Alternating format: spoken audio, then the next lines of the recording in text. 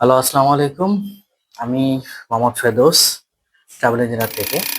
তো আজকে আপনাদের সাথে কথা বলতে আসছি মূলত ব্যাংকের যে বিষয়টা, আহ, বেড়ানোর বা বিজনেস ভিসা বা ট্যুরিস্ট ভিসায় যে আমাদের ব্যাংকের যে রিলেটেড যে প্রশ্নগুলো থাকে আপনাদের, সেগুলো নিয়ে কথা বলার জন্য আসছি।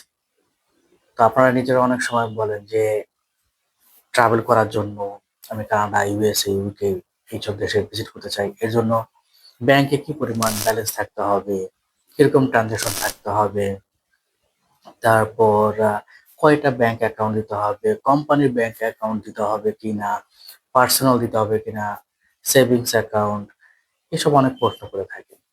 তো মূলত স্টেটমেন্ট আর ব্যালেন্স দুটো কিন্তু আলাদা জিনিস। স্টেটমেন্ট হলো একটা transaction, per month, per day, per year, অনেকগুলো ট্রানজেকশন হয়, এটার সমন্বয়ে একটা স্টেটমেন্ট তৈরি হয়।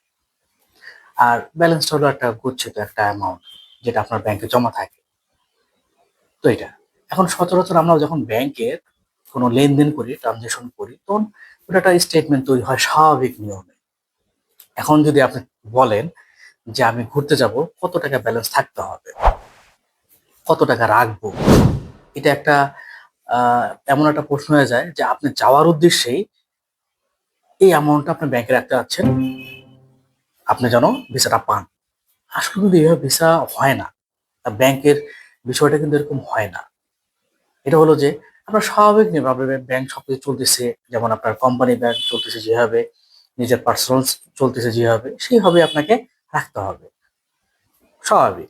কারণ আপনি যাবেন কানাডা, অ্যাপ্লাই করবেন, তো সেই ক্ষেত্রে আপনি একটা 10 লাখ, 20 লাখ, 30 লাখ একটা হেভি একটা অ্যামাউন্ট দেখাইলেন, আপনি মনে করলেন যে বিষয়টা আমার মনে হয় হয়ে যাবে, আমি তো অনেক টাকা দেখাচ্ছি, বিভিন্ন অ্যাসেট দেখাচ্ছি, তো আমার মনে হয় হয়ে যাবে। আসলে এইভাবে হয় না। ব্যাংকের বিষয়টা হচ্ছে ন্যাচারাল একটা জিনিস, ব্যালেন্সটা থাকবে ন্যাচারাল ভাবে, আপনার ইনকাম সোর্সটা যেভাবে হবে সেটা ন্যাচারাল ভাবে। এখন আপনি হুট করে মনে করেন যে 20 লাখ টাকা রাখলেন, আর আপনি বললেন যে আমার হিউজ ইনকাম, আমার প্রতি মাসে ভালো একটা ইনকাম হয়, আপনার সবকিছু ভালো, ট্রানজেকশন ভালো, বাট আপনি ট্যাক্স রিটার্ন দিয়েছেন 5,000 টাকা বা 10,000 টাকা, পার মান্থ আপনার মানে ইনকাম হয়েছে 2-3 লাখ টাকা করে ইনকাম হয়। আসলে 2-3 লাখ টাকার ট্যাক্স রিটার্ন কি 5,000 টাকায় হয়, 10,000 টাকায় হয়, জিরো রিটার্নটা হয়?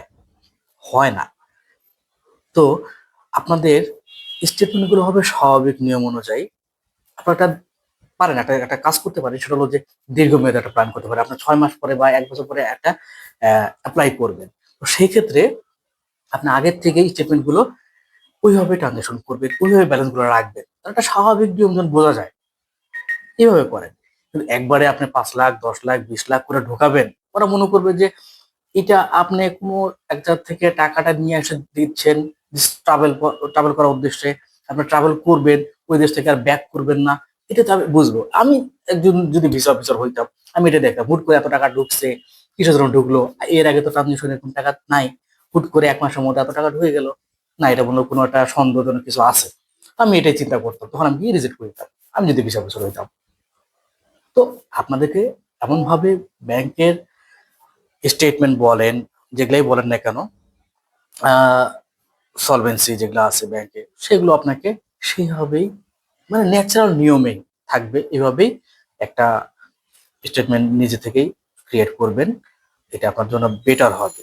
আপনি যে কান্ট্রিতেই আপনি অ্যাপ্লাই করেন না কেন, স্বাভাবিক স্টেটমেন্ট স্বাভাবিকভাবেই অ্যাকসেপ্টেবল, অস্বাভাবিক স্টেটমেন্ট অস্বাভাবিকভাবেই রিজেক্টেড। এটা আপনি নিজেও বোঝেন। তো অনেক সময় হয় কি যে ওরকম ব্যালেন্স থাকে না, আমাদের যাওয়াটাও প্রয়োজন পড়ে, ঠিক আছে?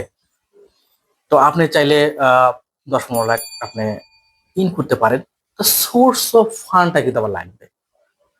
এই যে আপনার 10 লাখ, 20 লাখ টাকা যে আপনার পুশ করছেন আপনার অ্যাকাউন্টে, তো সেটা কোথা থেকে আসছে?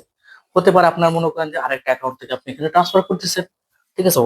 নো প্রবলেম, আপনি ট্রান্সফার দেন, ওইটার স্টেটমেন্টটা দিবেন যে আপনি এই টাকাটা এখান থেকে এই অ্যাকাউন্টে নিয়ে আসছি। অথবা আপনি একটা কোনো জিনিস সেল করছেন, ল্যান্ড হইতে পারে, গাড়ি হইতে পারে, কিছু একটা হইতে পারে, অ্যাসেট সেল করছেন, ওই টাকাটা আপনি আপনার অ্যাকাউন্টে রাখছেন, তো ওইটা সেল করছেন এরকম কিছু ডকুমেন্ট দেখাবেন যে আমি এটা সেল করছি, এটা সেলের বিনিময়ে এই টাকাটা আসছে, এরকম যদি ক্লিয়ার কিছু দিতে পারেন তাহলে গুড। তো এইভাবে অনেক কিছু মেনটেন করতে হয়। তো আপনারা ওই ভিসার উদ্দেশ্যে ব্যাংক স্টেটমেন্ট আপনারা নিজের থেকে মানে আর্টিফিশিয়াল ভাবে বাড়াবেন, এইভাবে হয় না। তো আশা করি আমার কথাগুলো আমি আপনাদেরকে বুঝতে পারছি কিনা জানি না। যদি না বুঝে থাকে আপনারা কমেন্টস করবেন, সমস্যা নাই। আমি আরো এটার ডিটেলসে আপনাদের জন্য ভিডিও বানাবো, চেষ্টা করব আপনাদের বোঝানোর জন্য, গাইডলাইন্স দেওয়ার জন্য। তো আমরা তো মূলত ইউএসএ, ইউকে, কানাডা, অস্ট্রেলিয়া, ইউরোপের কান্ট্রি নিয়ে কাজ করি। ভিজিট ভিসা, শুধুমাত্র ভিজিট ভিসা নিয়ে কাজ করি, কোনো ওয়ার্ক ভিসা নিয়ে কাজ করি না বা স্টুডেন্ট ভিসা নিয়ে কাজ করি না। তো আপনারা চাইলে আমাদের সাথে যোগাযোগ করতে পারেন বিভিন্ন পরামর্শের জন্য। তবে একটা অনুরোধ থাকবে, আপনারা অফিসে আসবেন। অফিসে এসে কথা বললে, চোখে চোখে মিলাইলে সরাসরি অনেক কিছু কথা বলা যায়, অনেক কিছু জানা যায়, আপনিও অনেক কিছু জানতে পারবেন, আপনার থেকে আমরা হয়তো অনেক কিছু জানতে পারবো। ঠিক আছে? তো এসে কথা বললে অনেক কিছুই জানা যায়, যেমন ডক্টরস অ্যান্ড পেশেন্ট যেভাবে চিকিৎসা প্রদান করে। তো আপনারা এসে কথা বলবেন, আমাদের জন্য খুব ভালো হয়। তো নেক্সট টাইমে হয়তো বা আরেকটা টপিকস নিয়ে কথা বলবো। তো দেখা হবে আগামী পর্বে।